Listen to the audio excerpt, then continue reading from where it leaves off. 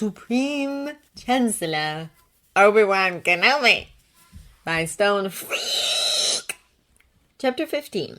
The Senate votes regarding a corruption investigation. Obi-Wan closes his eyes and takes long, deep breaths. Breathe out negativity. Breathe in the Force. Out negativity. In the Force. The information he's gathered so far should be enough to convince the Senate to start an investigation into Palpatine and Amida's dealings. Obi-Wan isn't especially worried about that. No, what worries him, what causes emotions he needs to deal with and acknowledge, is Anakin. Obi-Wan knows Anakin won't take this well.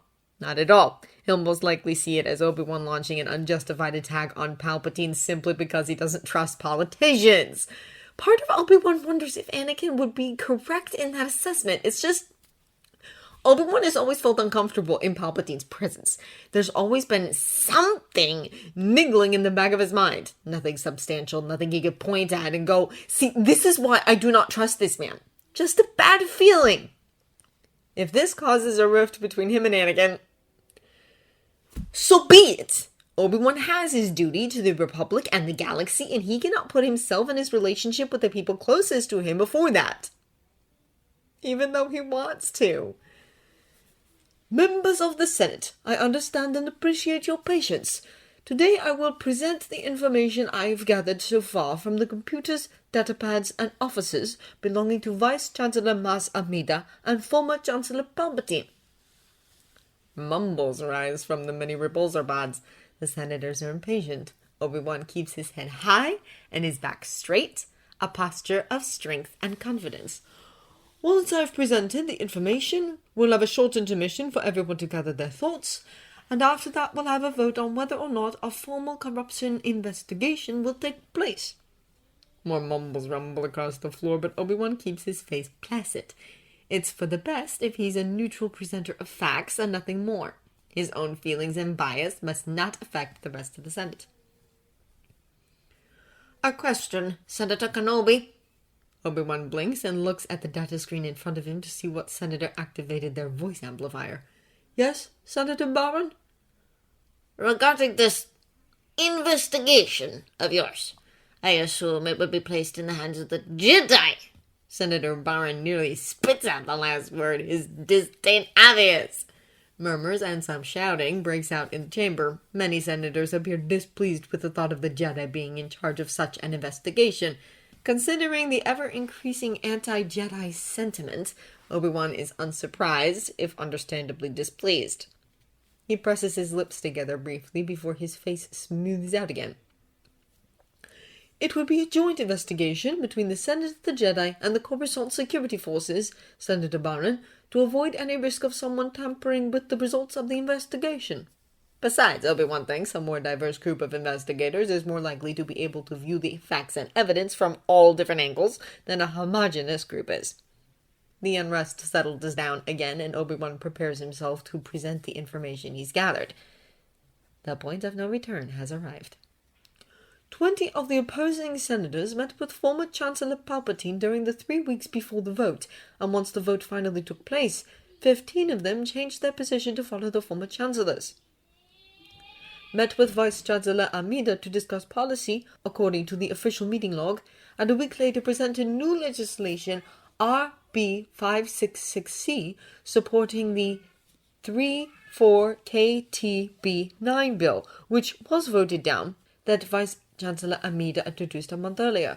After the RB 566C passed, 34KTB9 was brought up to the Senate again, and this time it passed into Republic law. Bill 56KCL8 was rejected by the Senate. 2 months later, with the use of his emergency powers, former Chancellor Palpatine signed 56KCL8 into Republic law anyway. Met with 50 of the undecided. Later, during the vote, 42 of them followed his line. Accepted numerous gifts from Senator Habanathe, and later supported his proposal to enact Bill 34KLT3, which restricted the use of Bacta treatment for non-Republic citizens. The intermission is over, and Obi-Wan takes his place, ready for the start of the second half of the Senate session. All members of the Senate vote yea, nay, or you may abstain from voting entirely, on whether we should open a corruption investigation for Vice Chancellor Masamida and former Chancellor Palpatine or not. Senator Hahanash's voice rings out clearly across the chamber. Obi-Wan pauses slightly and strokes his beard once.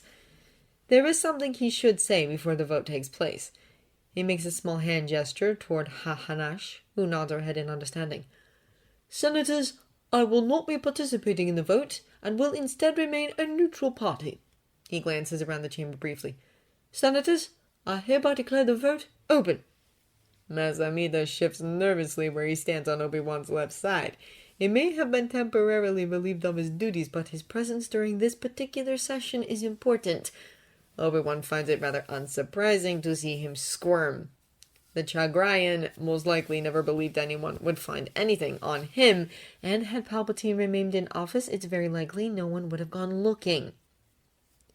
Obi-Wan returns his attention to the numbers as they start appearing on the hollow screens around the chamber.